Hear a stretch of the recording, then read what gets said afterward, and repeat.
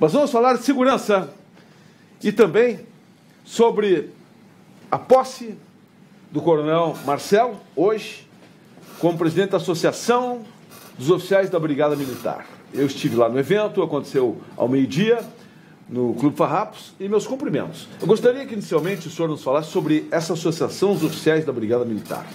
Já tem tempo? Como é que surgiu?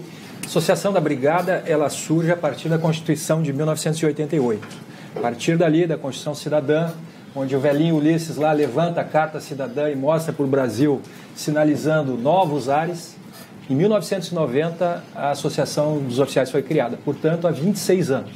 Naquela ocasião, hoje nosso vice-presidente empossado, o coronel Marcos Paulo Beck, junto a um grupo de oficiais, resolveu fundar a Associação de Oficiais da Brigada.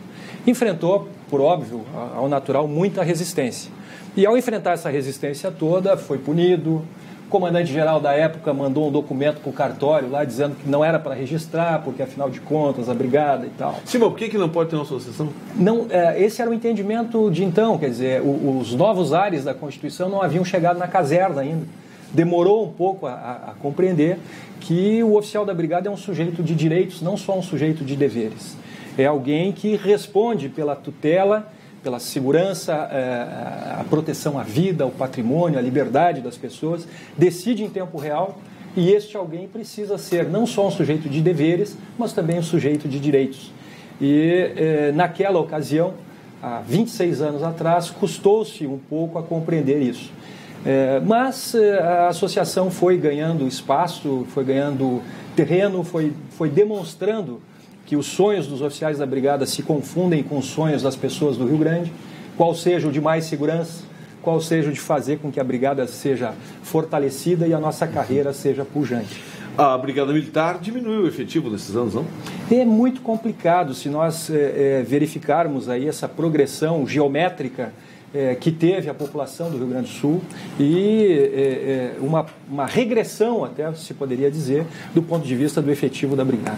É isso que a comunidade sente, é isso que as pessoas percebem nas ruas ao não verem a polícia ostensiva. Por maior que seja o esforço dos oficiais da brigada na gestão, no planejamento estratégico, no planejamento operacional, as pessoas do Rio Grande sabem, têm a consciência de que a brigada está fazendo a sua parte, mas sabem também que o governo precisa dizer presente e precisa priorizar, não só no discurso a segurança pública, não só projetando um futuro da segurança pública, porque as pessoas estão morrendo hoje, estão morrendo ontem, estão sendo vítimas de assalto, de toda sorte de delinquência. Sim. Então, essa é uma urgência. O policiamento ostensivo, eu sou um que defendo e preferia o tempo em que o brigadiano é que multava. E explico por quê. Hoje um azulzinho está ali multando, tem um bandido do lado, não está nem aí para o azulzinho. Antigamente era a Brigada Militar quem multava. E tinham mais policiais na rua multando também. O que é isso? Policiamento ostensivo inibindo a bandidagem.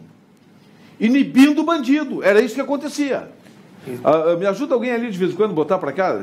Fica mais fácil? Aqui é mais importante, né? Aí, hein? Porque o policial na rua está multando. Agora o azulzinho, o bandido não respeita o azulzinho. E sem dizer que na hora da multa a civilização respeitava muito mais os brigadianos do que os fiscais, né? O fiscal muitas vezes para autuar precisa de um brigadiano para não ter confronto corporal.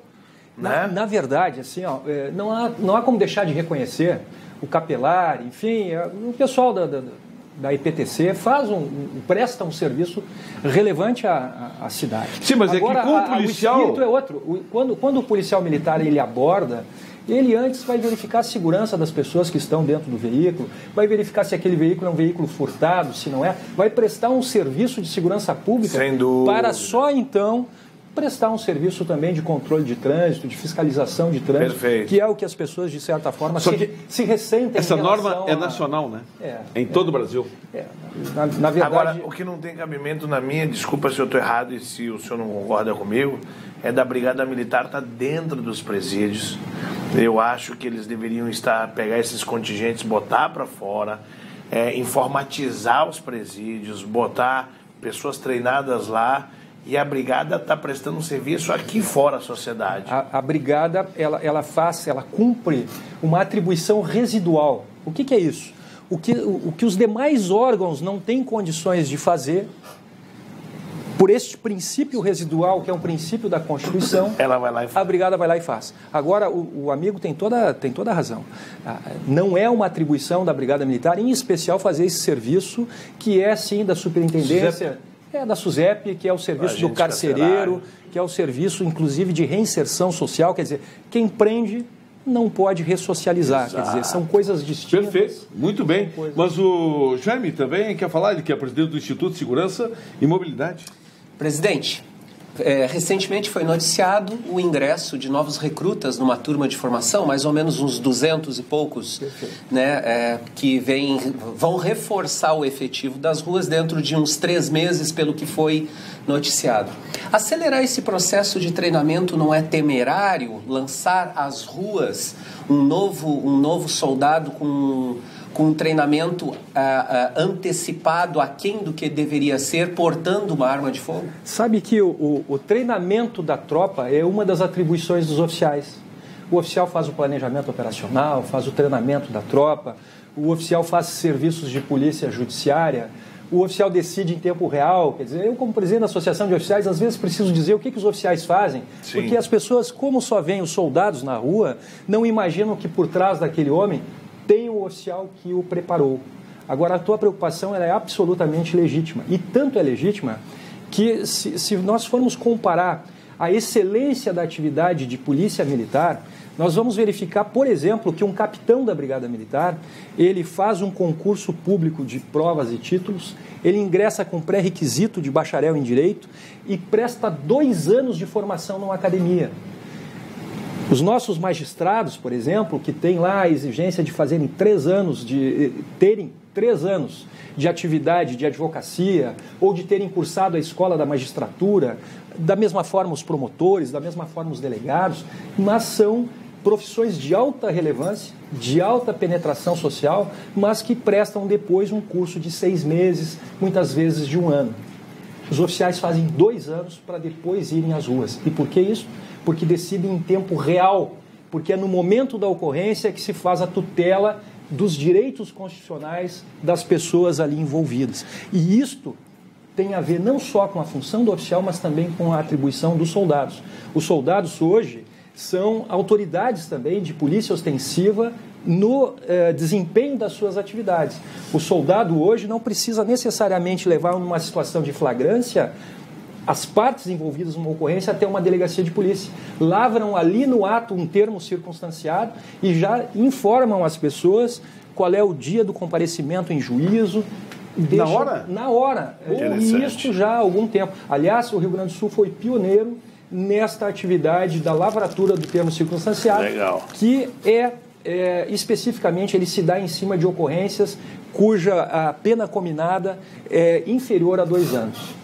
Então, realmente deveria ser mantido o plano de treinamento normal. O plano de treinamento, ele prevê também as atividades práticas, por óbvio. Então, tem toda uma atividade de aula, uma atividade de orientação, que é interna corporis, digamos assim, é dentro da caserna, e depois disso o homem vai sendo lançado aos poucos. A preocupação realmente é quando ele é lançado de maneira abrupta, muitas vezes na companhia de veteranos, mas ele é confrontado com situações hoje aqui as mais perigosas possíveis, né? Isso nós acompanhamos no noticioso todos os dias. Até porque o cidadão, ao vislumbrar os brigadianos, ele não diferencia um novato de um experiente. Não há dúvida. Ele espera de ambos a mesma capacidade. Antes de mais nada, ele vê a farda e passa a confiar naquele policial como sendo um homem treinado.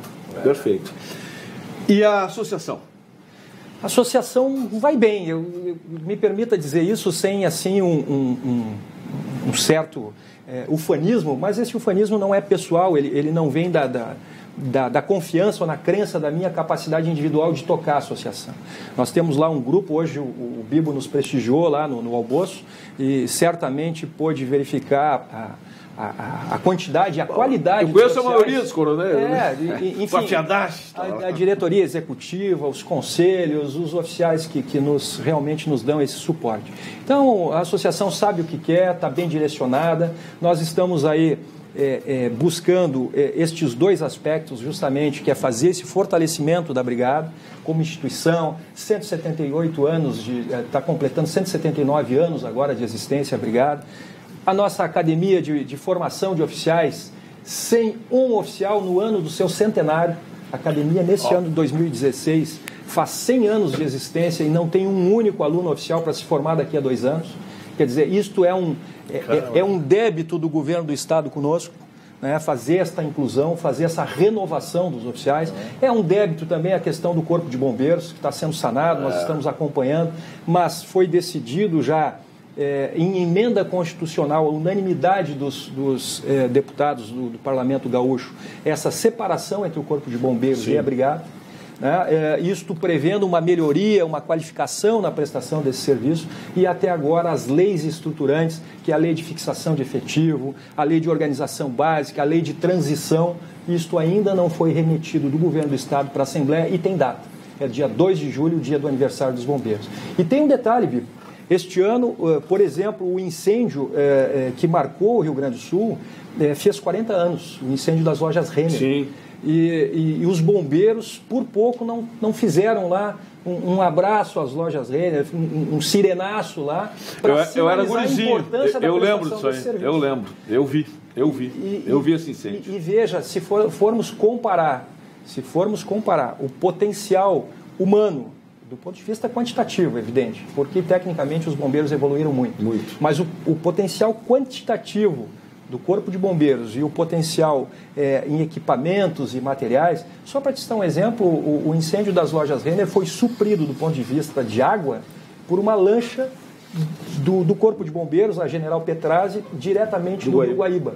Essa lancha não existe mais e não foi substituída.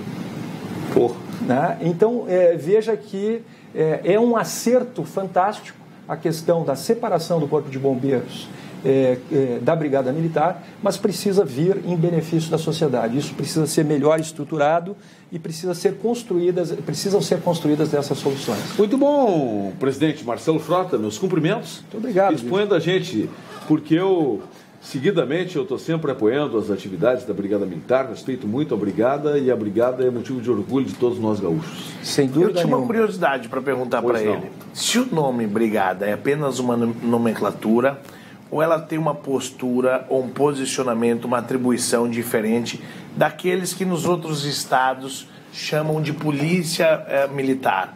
Né? É exatamente a mesma coisa, é uma curiosidade minha. Essa tua pergunta ela pode ser respondida de maneira muito superficial e pode ser respondida de maneira profunda. Pelo que eu percebo do tempo do programa aqui, eu vou responder de forma superficial. O termo Brigada Militar, ele é de 1892, a Brigada é de 1837. Então, o termo é de 1892, onde foi criada a Brigada Militar, a partir do corpo policial. Né? Certo. E de lá para cá permaneceu por conta do ufanismo, por conta do bairrismo do gaúcho, que tinha na sua polícia militar esse orgulho, essa crença de que nós somos os melhores em tudo. Presidente, aí os gaúchos são o ufanismo é amor à pátria.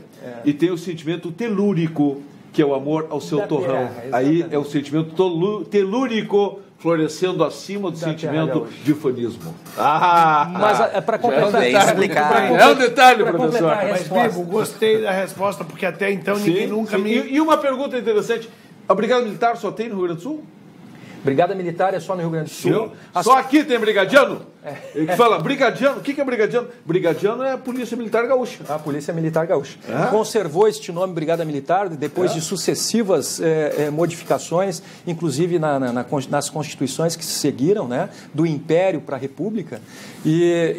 Mas agora, no Congresso Nacional, por exemplo, existe em tramitação a Lei Orgânica das Polícias Militares, que pretende dar um conjunto, uma unidade, para que o cidadão brasileiro que ande pelos estados da federação perceba que a Polícia Militar da Bahia, de São Paulo, de Minas Gerais, é a mesma do Rio Grande do Sul, é a mesma de Santa Catarina. Mas nome brigadiano. Mas nós não vamos mudar o nome. Não pode, nome brigadiano não. Até soava estranho, né? Quem não é daqui, por exemplo, chama um brigadiano, pessoa estranha, né? O que é um brigadiano? Quem não é daqui estranha esse termo. Chegou-se a se sugerir porque o termo polícia militar ou brigada militar está associado à questão do aspecto militar, que isso é outra discussão muito importante de ser feita. Muito bom. E em relação ao aspecto militar, esse termo está um pouco surrado.